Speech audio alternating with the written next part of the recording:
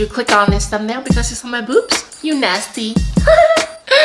Okay, done with the stupid transgender over-sexual stereotypes. Hey guys, welcome back to my channel.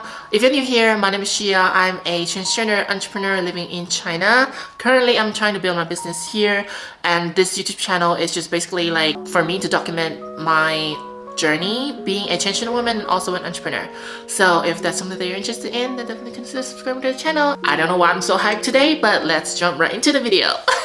So before I start talking about my childhood and all the deep stuff, like how I realized, how I knew I was transgender, before I talk about any of that, I want to tell you guys what inspired me to talk about this topic. Today's video is heavily inspired by a hate comment. So 2 weeks ago, I posted this video called Dating as a Trans Girl plus Q&A, and basically it was just a video of me sharing my dating experiences with cisgender heterosexual men and just my experiences and my thoughts and stuff, you know. And then I got this comment. It was a hate comment, but he was trying to be genuine. He was trying to be like logical. I'm just gonna read it and then you guys can see how stupid that is. This person, his ID is truth is always true. Like, you can already tell there's something is going off here. So truth is always true. Ask me. Serious question with no pun intended. But please answer this truthfully. What makes you believe that you qualify as a woman? I know you believe you're a transgender, etc. But besides believing you are a woman, what actually do you have that makes you a woman? And please don't say you're a trans woman. I don't even know what it means. That's a social construct. It's just amusing to see how stupid people act sometimes. But yeah, a follower stood. Take the edge off it with cool and soothe. Sorry. So a follower stood up for me. He was basically explaining things to, you know, that person. But yeah, that definitely caught my attention, and that inspired me to, you know, to make this video to talk to you guys, to tell you guys like how I realized I was transgender at a very young age. So a little bit more information about myself. I started my HRT, my hormone replacement therapy, back in December 2016. So it's been about like 5 years now since I started my HRT, and I have completed my gender confirmation surgery back in 2019, which is about 2 years now. I haven't done anything to my face or my boobs. My boobs are completely natural, and life after that has been smooth, has been good, has been enjoyable. I now have a cat and a dog. And I'm living in this beautiful apartment that I just decorated. I have the fireplace here, I have candles, and I'm drinking some tea. So yeah, life is good, life is good. To start the conversation, to start the story, I have to bring you guys all the way back to like kindergarten time, like my tiny little Shia that time. So I remember when I was like little, I was like, when I did not have the concept of like boys and girls, like what you're supposed to do, how you're supposed to behave, you know, I didn't have any concept at all. Like me being a like 6-year-old-ish, I was just really being me. And according to my parents, according to my sister, according to my teacher at the time, I was very feminine. I was acting feminine, I was talking in a feminine tone. I was just like a little girl. And especially when you were like really little, when your voice hasn't changed and everything, nobody could tell, you know, nobody could tell that, you know, you were a boy, you know. And I even got, oh my god, that's another story. I even got like sexual harassment when I was like, well, that was like when I was in middle school. I'll save it for another video. Anyway, so yeah, growing up I was always like super feminine. The way I talk, the way I think, the way I act, like you just could not put me into that boy category, because even without my hair, my makeup and everything, you would still feel like, oh, it doesn't make sense to put Shia into that male category, you know. Like it's just yeah, so my sense of gender, my sense of me like how I feel about myself. You know, it has always been like super feminine, super girly. I love playing with Barbies. I love hanging out with the girls. I hate boy toys, even though that was all I got when I was like little. My parents really tried so hard to train me to become a manly guy. And I know a lot of conservative people are gonna say, oh, like you're trans because like you had like a bad family influence, like maybe you were like missing like a father figure or something like that. It's like, can I just say, you are stupid. You are so stupid. I have the happiest family ever when I was little, okay? My parents, they were doing great.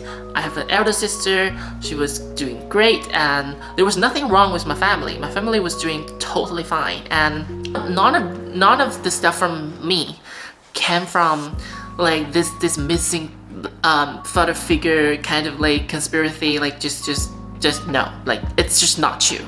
It's just really not true. It truly upsets me when people think like that. I don't mind when people say to me what they think about me, but like when they assume certain things about my parents, thinking that they are not doing a good job, it just really upsets me. Anyway, so when I was really little, I was really just feminine, super feminine, and that's when my parents first started noticing things from me. And then they were like trying so hard to like correct me. I remember this one specific day when my sister, she came home from work, and then we sat down and we started having this conversation. Then my sister started telling me about this newspaper page that she just read today about this man getting married with a woman, but then the woman came back home one day and realized that the man was sleeping with another guy on the bed at home. I was only like 7, 8 years old, and my sister was already telling me this kind of stuff, and then she was like trying to tell me like, oh, this is disgusting, this is that, you know, like why would people do that, you know. Like my sister was really trying to brainwash me to not to like boys, to not to behave like a girl, because she assumed, like my whole family basically assumed that I was gay. I was a gay man. Ironic. And also I remember this other day, my mom took me to kindergarten, and then I clearly remember this conversation my mom had with my teacher at the time. Basically the teacher was telling my mom that your child is like super shy, super quiet as a boy. Like he's just way too shy, way too quiet, and he's like not really associating, he's like not really talking to other boys. He's just always like sitting in a corner and doing his own thing, and like he's not really like, you know, making friends and stuff. And he even refused to take a group photo with the rest of the students. And yeah, I remember that conversation. I don't know why I remember the conversation, but I do. And these were the two little stories that happened when I was like about like, you know, 6, 7, 8 years old. So I'm 100% sure this has been with me since I was born, since I could remember things. I've never identified myself as a man. I could never see myself as a man. And it's not like I didn't try, you know? Like, I remember from like middle school to like high school and even to college, I was really trying to like tough up. I was really trying to experience, you know, the boyish look, to try to be like masculine, which was a huge failure. And yeah, I was really trying to fit in the boys. I was really trying to act like a boy, you know? But none of those things I did worked. And they all just ended horribly. And I remember just like every single day being bullied and going home like secretly crying in the bathroom. You know, those like dark emo time, you know, as a teenager. I was definitely feeling that. That definitely hit me really hard.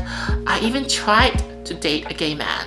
You know, I tried to date a gay man because I thought I was gay. I thought that was me. I did not have any knowledge about, you know, being trans and the possibility of the transition, you know, the medical help and stuff. So I thought like the only possibility I could think of at the time was, okay, I must be gay. Like, you know, like I was born male, I like male, I must be gay. So I tried to date this guy when I was in like high school, and it just didn't feel right. It just felt wrong to me. Not that I'm saying like, you know, gay relationship is wrong. I'm just saying like it was not for me. It was like when it's off, it's off. Like you can tell, you know. You don't need anybody to tell you that your feelings are wrong. Like you know it's wrong. So yeah, fast forward to college, I was really upset at that time, super emo, super upset about, you know, where I was at. And so yeah, in college I was living with boys, but I was like feeling super uncomfortable seeing my roommates just walking around with their underwears. Like, it was just bizarre. It was just bizarre. I don't know how to explain that feeling and what I was going through, but it was just bizarre. Like seeing the naked man, well, not naked, but like, you know, seeing them half naked walking around. It was just weird, okay? It was just weird. I was really unhappy with where I was at the moment, and since I felt like I have studied everything I needed to study at that time, I decided to move to Guangzhou, which is the third largest city in China, and I started making more friends, and I was on YouTube a lot at the time, and it was at that time I discovered this YouTuber. Her name is Gigi Gorgeous. And we all know that Gigi Gorgeous is the legendary of the trans YouTuber community. I was watching her videos, I was listening to her explaining about her life and the stuff that she was going through, and then how she realized that she was a transgender woman, and then like her transition, you know, like the surgery and everything. And then everything just clicked in. Everything just made sense all of a sudden. And I remember just like sitting on my bed and then having all the dots like connecting to each other, and at that moment my whole body was just like, whoa, like just whoa, like it makes sense now. Like this is me. Gigi Gorgeous is me. I am Gigi Gorgeous. Well, I'm not Gigi Gorgeous, I wish, but so yeah, when I discovered Gigi Gorgeous, I was really happy. I was like, finally I'm in a place where I'm able to recognize myself, when I can understand truly about how I feel, who I am, where I am. So at that time I decided to give it a try, to experience a little bit about my look. So I started growing my hair. So my hair was about this long, and I was experiencing with makeup and stuff as well. I was just really like trying to see like how my friends were gonna react to the being trans situation. At the end of that year, I started taking hormones, and then I believe it was like the next year or the next 2 years, I came out to my parents. I'll save that coming out story for another video. It was very emotional, but yeah, so yeah, this is my journey to discover myself and to understand myself more and more. This is how I knew I was a transgender woman, and how I realized, you know, what I should do step by step to get to where I am today. And throughout the whole journey, I just really want to say it really has nothing to do with parenting. It really has nothing to do with like you having a good family background or not. I really had a happy family back then. You know, things were chill, things were just good, and it really has nothing to do with that. You know, like I was born like this. I felt like this ever since I was little, ever since I was in kindergarten. Like I didn't have the concept of genders yet, or like birth sex, or this.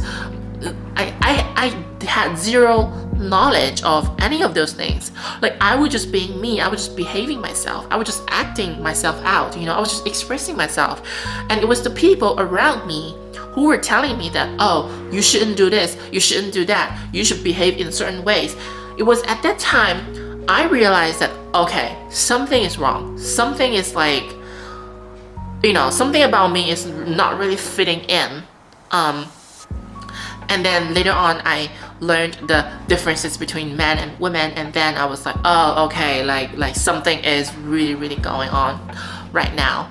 And then I tried to, you know, tough up. I tried to do a lot of things, and it is just what it is. I finally came to a place where I was confident enough to accept myself. And I do think that having the right people around you to support you is very important.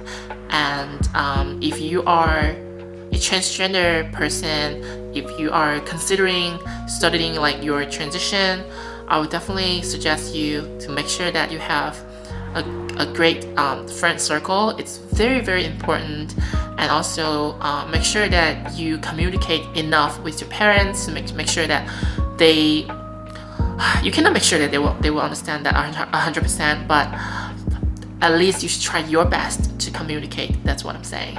So yeah, that's basically how I realized, how I knew that I was a transgender woman. And I want to say thanks to that hate comment, thanks to that person, choose is always true.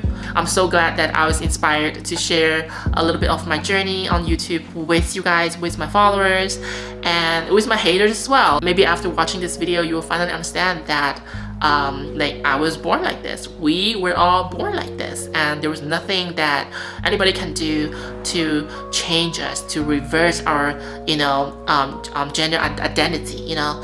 So I hope you guys enjoyed today's story time. Today's is it a story time? I think it is. So yeah, thank you guys for watching, and I'll see you guys next time. Don't forget to like and subscribe and comment down below, and also turn on the notification bell, because as a small YouTuber, this is the only way for you to make sure that you will get notified whenever I post a new video. And I'll see you guys next week. Bye!